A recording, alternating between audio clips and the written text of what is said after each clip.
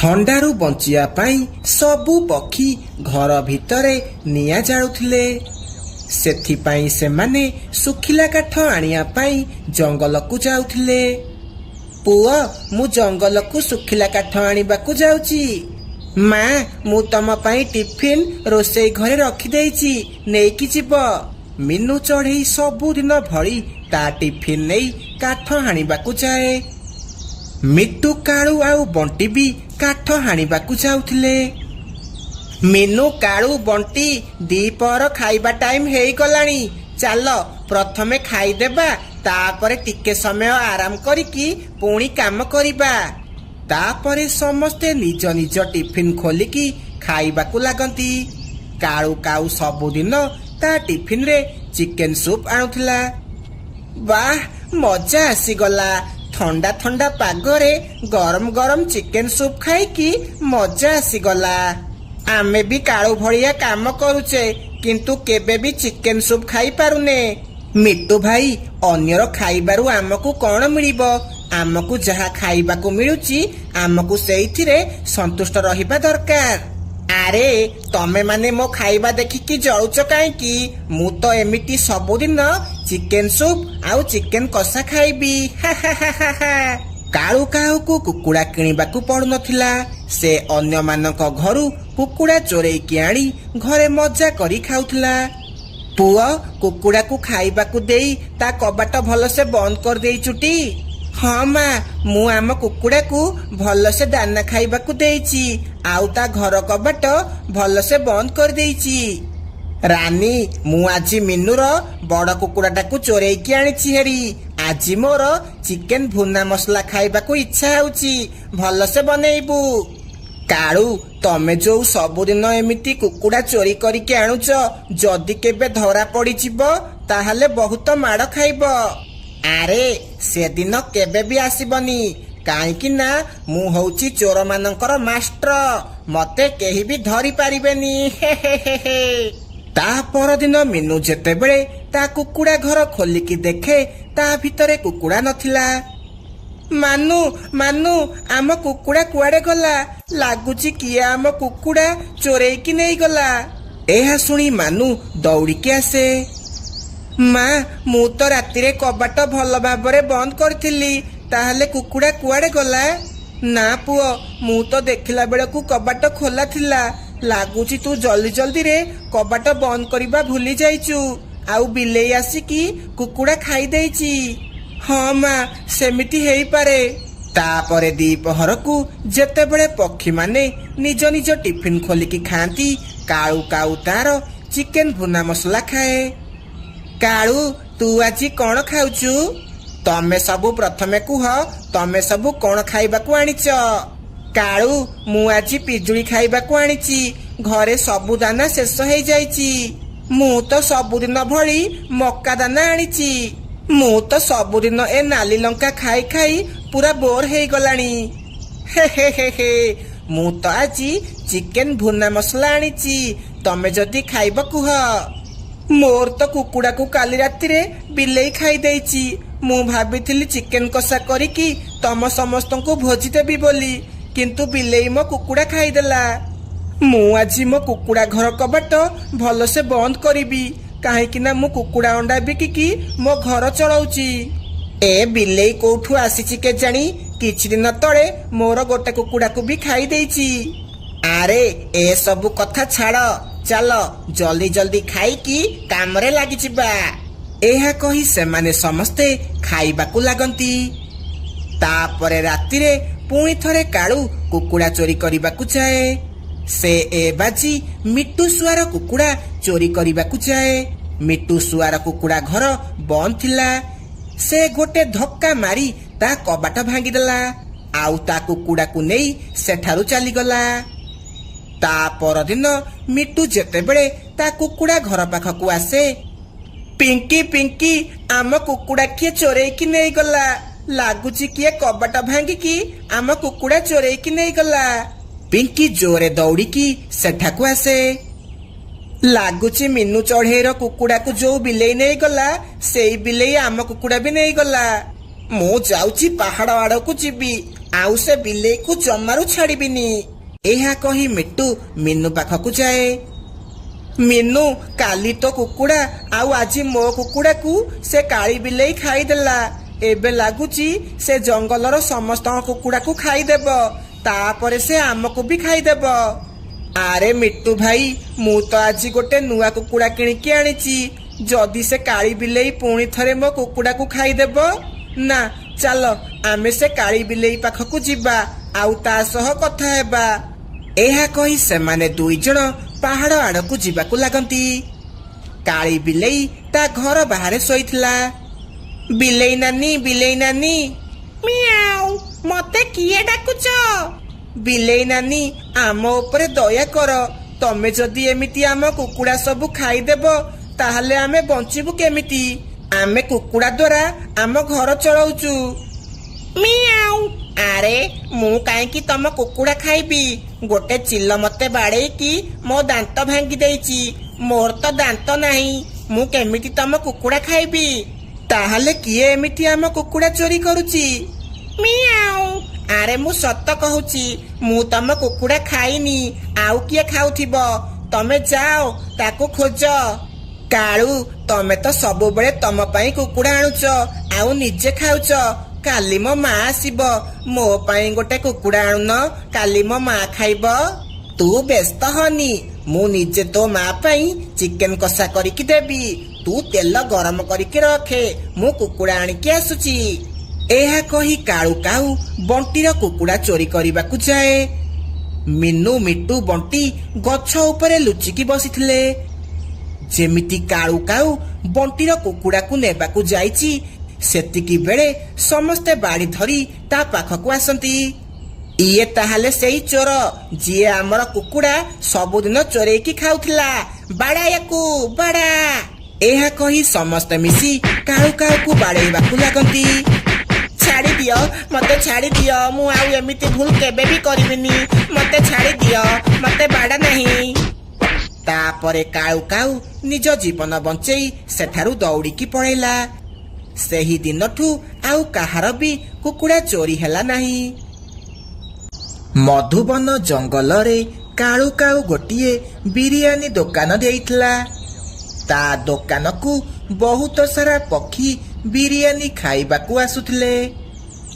କାଳୁ, ମତେ ବହୁତ ଜୋରେ ଭୋକ କଲାଣି, ଜଲ୍ଦି ଗୋଟେ ପ୍ଲେଟ ବିରିୟାନୀ ଦେଲୁ। ଇଏ ନିଏ ବଣ୍ଟି, ଆଉ ଖାଇକି କହ ଆଜି ବିରିୟାନୀ କେମିତି ହେଇଛି। ତାପରେ ବଣ୍ଟି ବିରିୟାନୀ ଖାଏ। ବିରିୟାନୀ ବହୁତ ସ୍ୱାଦିଷ୍ଟ ଲାଗୁଛି, ଆଜି ବିରିୟାନୀ ବହୁତ ବଢିଆ ଲାଗୁଛି। ବଣ୍ଟି ବହୁତ ମଜା କରି ବିରିୟାନୀ ଖାଏ ଆଉ ପଇସା ଦେଇ ସେଠାରୁ ଚାଲିଯାଏ। ରାନୀ, କିଛି ଦିନ ହେଲାଣି ବିରିୟାନୀ ସମସ୍ତଙ୍କୁ ବହୁତ ଭଲ ଲାଗୁଛି। ଗ୍ରାହକ ସବୁ ମଜା କରି ବିରିୟାନୀ ଖାଉଛନ୍ତି। ଇଏ ସବୁ ମୋ ରୋଷେଇର କମାଲ। ମୁଁ ଭଲ ବିରିୟାନୀ ବନଉଛି ବୋଲି ସମସ୍ତେ ମଜା କରି ଖାଉଛନ୍ତି। ଏମିତି ରାନୀ ଆଉ କାଳୁ କାଉ ବିରିୟାନୀ ବିକି ବହୁତ ଖୁସିରେ ରହୁଥିଲେ। ଏମିତି କିଛି ଦିନ ବିତିଗଲା। ଗୋଟିଏ ଦିନ କାଳୁ ଚିକେନ ଦୋକାନକୁ ଯାଇଥିଲା। ପେଚା ଭାଇ, ମତେ 10 କିଲୋ ଚିକେନ ଦେଲ। କାଳୁ, 10 କିଲୋ ଚିକେନକୁ 5,000 ଟଙ୍କା। ପ୍ରଥମେ ପଇସା ଦେ, ମୁଁ ଚିକେନ ଦଉଛି। ଆରେ ପେଚା ଭାଇ, ଆଗରୁ ତ 1,000 ଟଙ୍କା ଥିଲା, ଏବେ ଏତେ ଟଙ୍କା କଣ କହୁଛ? ତମେ ମୋ ସହ ମଜାକ କରୁଛ ନା କଣ? ନାଇଁ କାଳୁ, ମୁଁ ମଜାକ କରୁନି। ଏବେ ଚିକେନ ରେଟ୍ ବଢି ଯାଇଛି, ତୁ ବି ତ ବିରିୟାନୀ ରେଟ୍ ବଢେଇ ଦେ। କାଳୁ କାଉ ପାଖରେ ଚିକେନ କିଣିବା ପାଇଁ ପଇସା ନଥିଲା। ସେ ଖାଲି ହାତରେ ଘରକୁ ଫେରିଲା। ଆରେ, ଚିକେନ ଦାମ ଏତେ ଟଙ୍କା ହେଇଗଲା, ଏବେ ଆମେ ବିରିୟାନୀ କେମିତି ବିକିବା? ରାନୀ, ଆମେ ବିନା ମାଂସରେ ବିରିୟାନୀ ବିକିବା। ଏତେ ଟଙ୍କା ନାହିଁ ଆମ ପାଖରେ ମାଂସ କିଣିବାକୁ।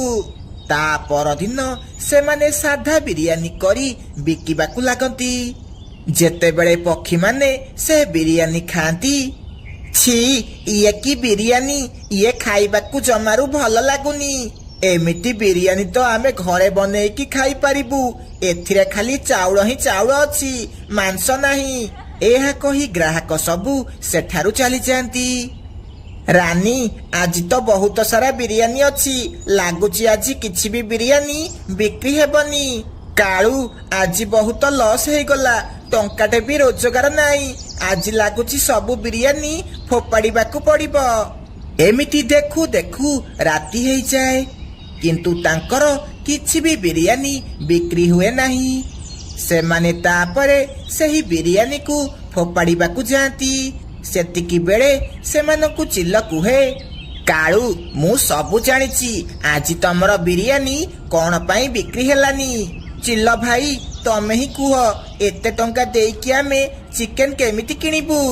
ଆରେ ମୁଁ ସବୁ ଜାଣିଛି, ସେଥିପାଇଁ ତମ ସହ ଗୋଟେ ଡିଲ୍ କରିବାକୁ ଆସିଛି। ଡିଲ୍? କୋଉ ଡିଲ୍? ଆମେ ଏବେ ଭଲ ଲୋକ ହେଇଯାଇଛୁ, ଆମେ ଆଉ ଖରାପ କାମ କରୁନୁ। କାଳୁ ତମେ ଚୁପ୍ ରୁହ, ଚିଲ ଭାଇ କଣ କହୁଛନ୍ତି ପ୍ରଥମେ ତାଙ୍କ କଥା ଶୁଣ। କାଳୁ ମୋ ପିଲା ଏବେ ଅଣ୍ଡାରୁ ବାହାରିଛନ୍ତି, ସେମାନେ ମାଂସ ଚୋବେଇକି ଖାଇ ପାରୁନାହାନ୍ତି। ମୁଁ ତମକୁ ପକ୍ଷୀ ମାଂସ ଆଣିକି ଦେବି, ତମେ ମତେ ତା ବଦଳରେ ବିରିୟାନୀ ଦବ। କଣ ବିରିୟାନୀରେ ପକ୍ଷୀ ମାଂସ ପକେଇବୁ? ନା ନା, ଏଇଟା ଠିକ ହେବନି। ଆରେ ମାଂସ ତ ମାଂସ ହେଇଥାଏ, ଏଥିରେ ତମର ବହୁତ ଭଲ ଲାଭ ହେବ। ଚିଲ ଭାଇ ତମ ଡିଲ୍ ପକ୍କା, ତମେ ମତେ କାଲି ପକ୍ଷୀ ମାଂସ ଆଣିକି ଦବ, ମୁଁ ତମକୁ ତା ବଦଳରେ ବିରିୟାନୀ ଦେବି। ଏମିତି କଥା ହେଇ ଚିଲ ସେଠାରୁ ଚାଲିଯାଏ। କାଳୁ ଆଉ ରାନୀ ବି ନିଜ ଘରକୁ ଚାଲିଯାଆନ୍ତି। ରାନୀ ଯେତେବେଳେ ପକ୍ଷୀମାନେ ଏ ବିଷୟରେ ଜାଣିବେ ତାହେଲେ ଆମର କଣ ହେବ? ନାଇଁ କାଳୁ, କେହି କିଛି ବି ଜାଣିପାରିବେନି। ଚିଲ ଭାଇ ବି କାହାକୁ କିଛି ବି କହିବେନି। ଆଜି ଆମର ବହୁତ ଲସ୍ ହେଇଛି, ଯଦି ଆମେ ଏମିତି ନ କରିବା ତାହେଲେ ଆମେ ପୁରା ଭିକାରୀ ହେଇଯିବା। ଏହା କହି କାଳୁ ଆଉ ରାନୀ ଶୋଇପଡନ୍ତି। ତା ପରଦିନ ଚିଲ ବହୁତ ସାରା ପକ୍ଷୀ ମାଂସ ଆଣି କାଳୁ ଆଉ ରାନୀକୁ ଦେଲା। ତାପରେ ସେମାନେ ବିରିୟାନୀ କରି ବିକିବାକୁ ଲାଗିଲେ।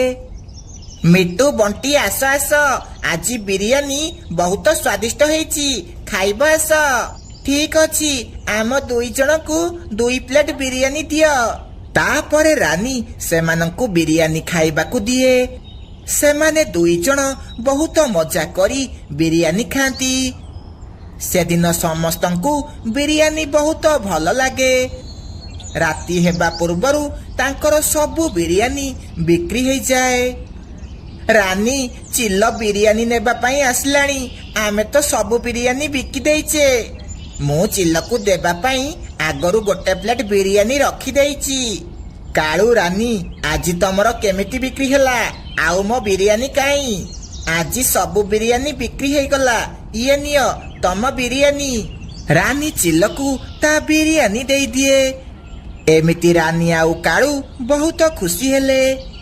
ଏମିତି ସବୁଦିନ ଚାଲିବାକୁ ଲାଗିଲା। ମା ମୁଁ ଆଜି ରୁଟି ଖାଇବିନି, ମତେ ଆଜି ବିରିୟାନୀ ଖାଇବାକୁ ଇଚ୍ଛା ହେଉଛି। ମତେ ଆଜି କାଳୁ ଅଙ୍କଲ ଦୋକାନରୁ ବିରିୟାନୀ କିଣିକି ଦିଅ। ଚାଲେ ଆମେ ତାଙ୍କ ଦୋକାନକୁ ଯିବା, ଆଉ ସେଇଠି ବସିକି ଗରମ ଗରମ ବିରିୟାନୀ ଖାଇବା।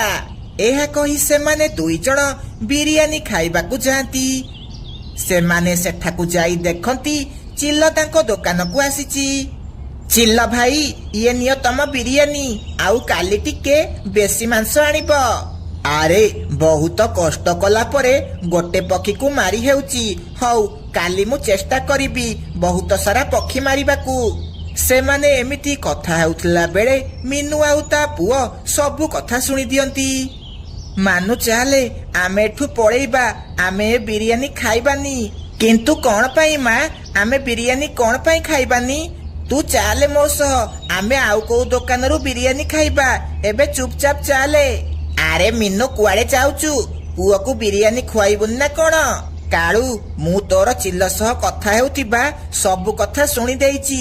ଇଏ ତମେ ଠିକ କରୁନ, ଯେତେବେଳେ ସମସ୍ତେ ଜାଣିବେ ତମର ଅବସ୍ଥା ପୁରା ଖରାପ ହେଇଯିବ। ଏହା କହି ବିନୁ ଆଉ ତା ପୁଅ ସେଠାରୁ ଚାଲିଯାଆନ୍ତି। ରାନୀ ଦୌଡ଼ିକି ଚିଲ ପାଖକୁ ଯାଏ।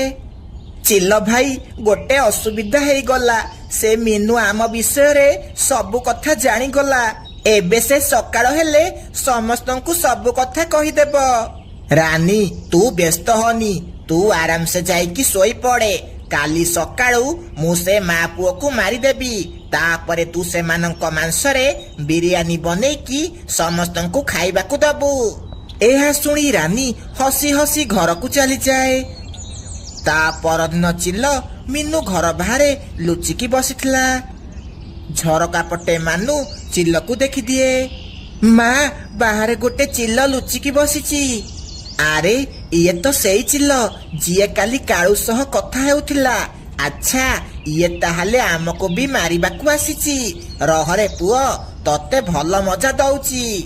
ଏହା କହି ମିନୁ ହାତରେ ଲଙ୍କା ଗୁଣ୍ଡ ଧରି ବାହାରକୁ ଆସେ। ଯେମିତି ଚିଲ ତାକୁ ଧରିବାକୁ ଆସିଛି, ମିନୁ ତା ଆଖିରେ ଲଙ୍କା ଗୁଣ୍ଡ ପକେଇ ଦିଏ। ମାନୁ ରସି ନେଇକି ଆସେ। ସେମାନେ ଦୁଇ ଜଣ ମିଶି ତାକୁ ଗୋଟିଏ ଗଛରେ ବାନ୍ଧି ଦିଅନ୍ତି। ମିନୁ, ତୁ ଚିଲକୁ ଏଠି କଣ ପାଇଁ ବାନ୍ଧିଛୁ? ଇଏ କଣ କଲା? ତାପରେ ମିନୁ ସମସ୍ତଙ୍କୁ ସବୁ କଥା କହିଦିଏ। ଏହା ଶୁଣି ସମସ୍ତେ ବହୁତ ରାଗିଯାଆନ୍ତି। ଆଉ ଘରକୁ ଯାଇ ବାଡ଼ି ଧରିକି ଆସନ୍ତି। ଆଚ୍ଛା, ତମେ ମାନେ ଆମକୁ ପକ୍ଷୀ ମାଂସ ଖୁଆଉଥିଲ, ବାଡା ଏମାନଙ୍କୁ। ଏହା କହି ସେମାନେ ମିଶି କାଳୁ ଆଉ ରାନୀକୁ ବହୁତ ବାଡ଼ାନ୍ତି। ଆଉ ମାରି ମାରି ଅଧା ମରା କରିଦିଅନ୍ତି। ସେମାନେ ବହୁତ କଷ୍ଟରେ ନିଜ ଜୀବନ ବଞ୍ଚେଇ ସେଠାରୁ ଚାଲିଯାଆନ୍ତି।